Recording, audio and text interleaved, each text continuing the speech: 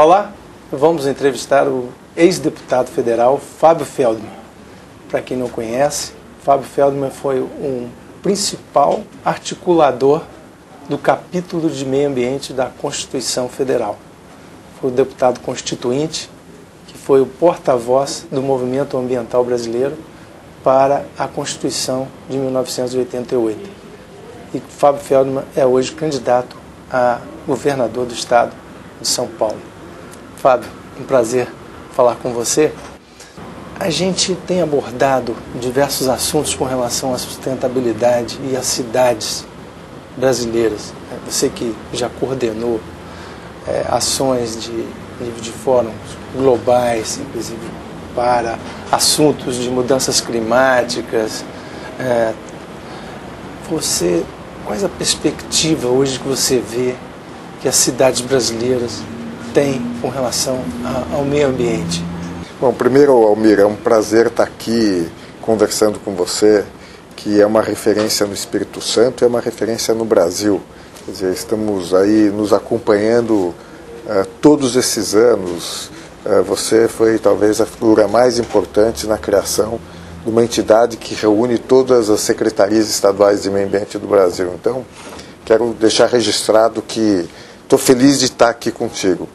Eu acho que essa agenda das cidades é muito importante, Almir, porque no Brasil, de maneira geral, quando se fala em políticas ambientais, se esquece que a maior parte da população brasileira vive nos centros urbanos e que nós temos grandes desafios pela frente.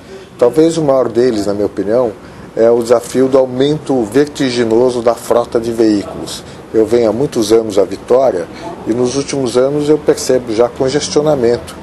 E congestionamento significa muitos problemas, inclusive aumento da emissão.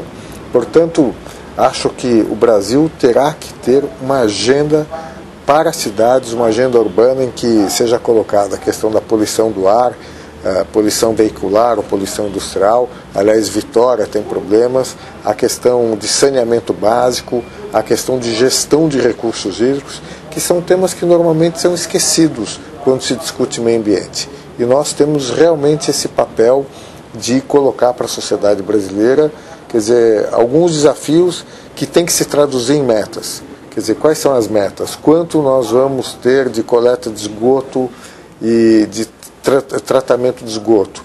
Agora vai ser sancionada pelo presidente Lula a Política Nacional de Resíduos Sólidos. Como nós vamos trabalhar a gestão de resíduos sólidos?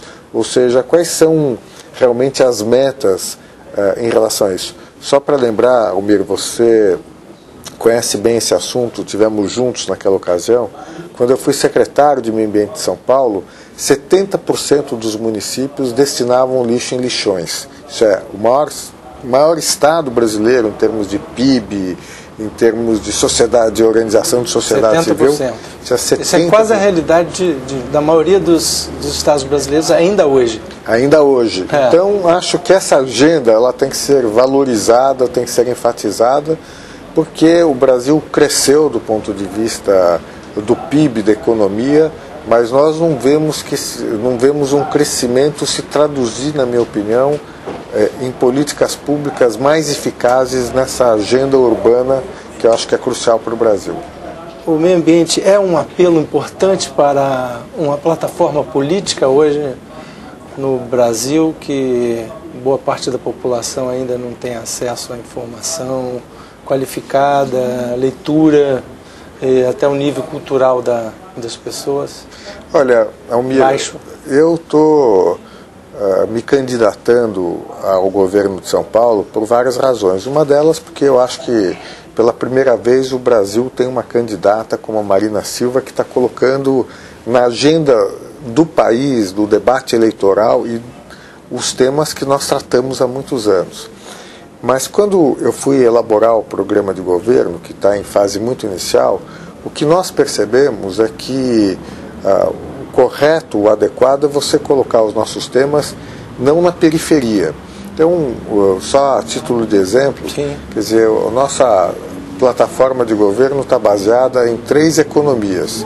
Economia de baixa intensidade de carbono, que é o futuro, quer dizer, São Paulo, ou melhor, a economia de São Paulo não terá condições de competir se os seus bens e serviços não tiverem pouca intensidade de carbono. Esse é o futuro.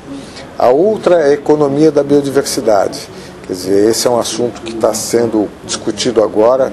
Nós vamos ter uma conferência das partes em Nagoya, que será tão importante para a biodiversidade quanto foi a conferência de Copenhague sobre mudança do clima. E a terceira delas chama economia criativa.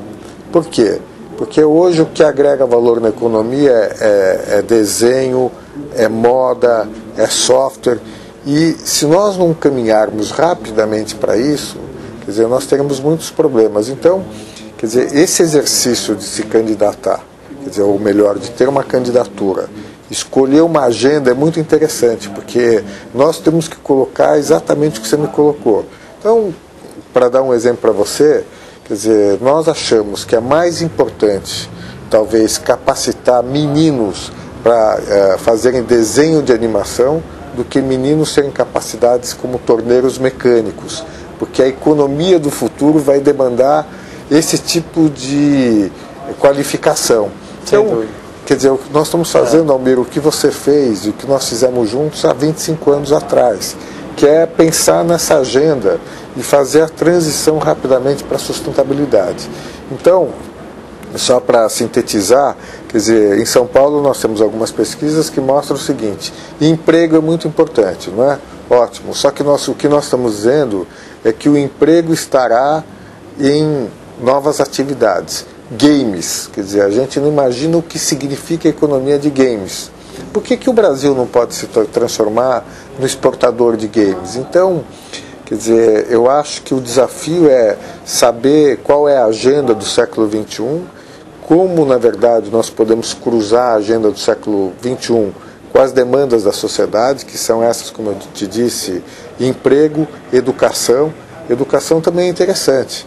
Quer dizer, eu preciso preparar e qualificar os jovens para que eles possam atender essas demandas. E a economia da biodiversidade, que você conhece tão bem quanto eu.